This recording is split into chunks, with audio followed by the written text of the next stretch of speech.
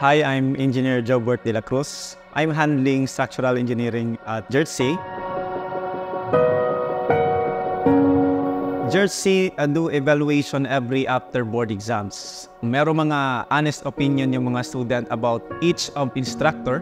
My proudest moment here, yung part na every after board exam, merong nag-message na student na sinasabi, "Sir, napaka-effective talaga ng pagtuturo nyo dito. Talagang naiintindihan namin and lumabas talaga sa board exam. Lahat ng principle na binigay nyo, kung hindi man exactly, but andon talaga yung principle or yung needed namin to attack that problem."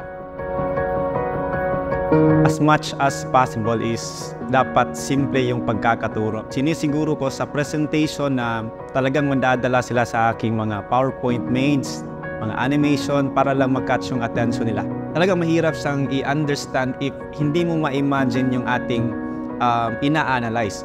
So, I try to do my best na lahat ng figures is maiintindihan kahit yung mga grade 1 lang. So, Jersey leverage, number 1 dito is yung building. I believe good ambience sa study center or rooms makakatulong talaga sa pag-enhance ng skills ng student analytically. Yung statistics kasi namin ginagamitan ng software. So, nag-leverage yung Jersey sa softwares, ma-cater talaga namin ano yung pinaka-problema dito sa pagre-review sa engineering.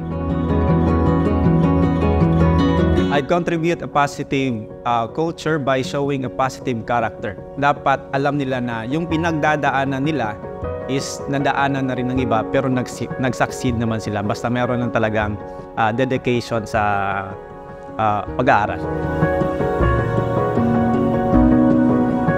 Hello future students, so I'm Engineer de la Cruz. Looking forward for you to be our students. Hindi kayo manghihinayang dito. Mga gwapo yung instructor na. Joke lang. Yung goal namin is para talaga matuto yung student na ang principle, hindi lang sa board exam, pati rin sa life. Yan yung goal namin dito sa GRTC. So, see you around when you enroll at GRTC. Thank you, GRTC.